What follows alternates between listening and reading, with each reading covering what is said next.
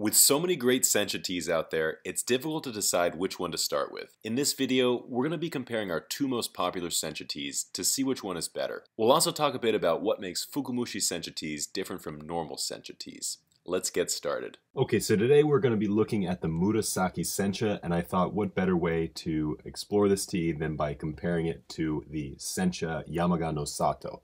So these are our two most popular deep steamed or Fukamushi teas, and they're often compared to one another. So I thought a good way to explore the Murasaki was actually to compare it to the Yamaga.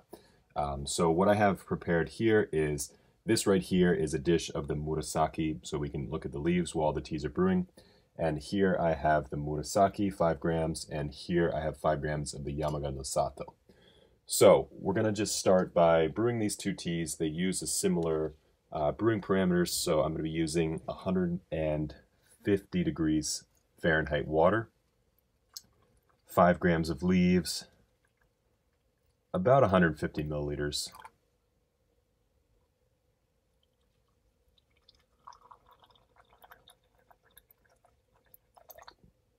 Just go ahead and brew those two up. And we're going to give these about a minute to brew, but while these are brewing, let's go ahead and take a look at the leaves. You see here with the Murasaki, it's similar to what we saw with the Yamaga. There's some larger leaves here, but for the most part, it's kind of these smaller leaf particles. And this is a result of the deep steaming process. So as the tea leaves are steamed, they're kind of breaking down the cell walls of the leaves, and you're kind of allowing more of the leaf to flow into the cup. That's why you get that bright green color, and it also affects how brittle the leaves are. So the leaves become very brittle once they're steamed for a longer time, and they can actually break inside their package. So this is not an indication that it's a low quality tea, it's just something that you get with Fukamushi Sencha. Let's go ahead and take this out. 4, 5. And brew this.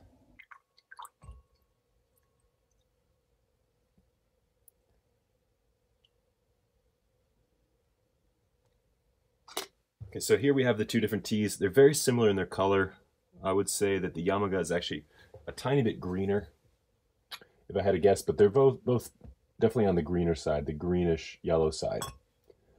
So definitely something to note there. Fukamushi Senchas, because what I mentioned before, they do tend to have a cloudier green color. You know, they drift more into the green direction than a typical Sencha, which is really more of a yellow. But let's go ahead and have a quick taste.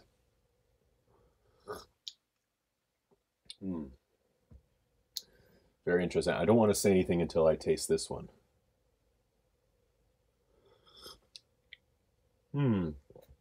Very interesting. Okay, so as we mentioned in the last tasting of the Yamaga, this one really drifts into that savory direction that normally you would get only with a gyokuro. So it kind of goes much deeper than a typical Sencha, which is usually a little bit lighter, a little bit fresher. And then gyokuros kind of have this kind of heavier, you know, bassier umami flavor. They really kind of dive deeper. The Yamaga does a good job of kind of diving deeper into the flavor, so you're really getting that kind of deep, savory flavor profile. The Murasaki is a bit interesting because I always thought that this was kind of a bolder tea than the Yamaga, but now that I taste them side to side, it's much lighter and fruitier actually. So this, I'm really starting to get those kind of tropical fruitiness. You're getting a little bit of papaya, a little bit of banana. Very interesting. Not something you are typically used to seeing with a tea. Yeah, it's lighter, it's sweeter, at least with these brewing parameters, and it doesn't go quite as deep as the Yamaga. So I would actually say if you're looking for a little more power, go for the Yamaga. And if you're looking for a little bit of that kind of nuanced sweetness with a little bit of this tropical fruitiness, go for the Murasaki, just based off the first brewing.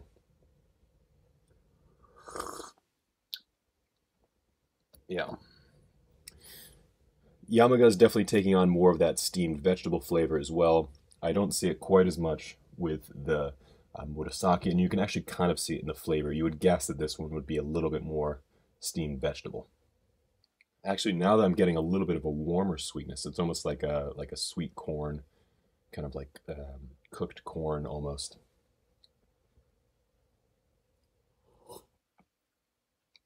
Yeah, now that's all I can really get from this tea is that kind of You know, that kind of cooked sweet corn, a little bit buttery.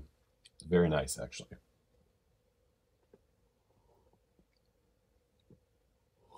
Mm.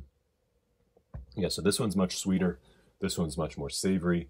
This one's much fruitier, and this one's much more steamed vegetable. But let's go ahead and take a look at the second brewing. So as we mentioned before, it's very important to brew tea a second time or a third time, particularly with Fukamushi Sencha, because there's a lot of flavors that are coming in the second brewing of the tea that you would miss out on. But you only need about 20 seconds for this one because the leaves are kind of already opened up for the most part.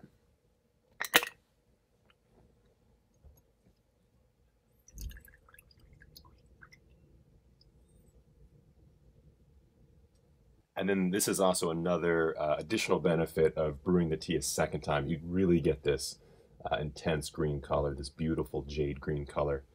Right now it looks like, I would say, from my angle, this one is maybe a little bit greener, which is interesting because the last time the Yamaga was a little bit greener. But that doesn't matter a whole lot. It's really more about the taste. So let's go ahead and have a taste of both. Again, I don't want to say anything until I've had this one.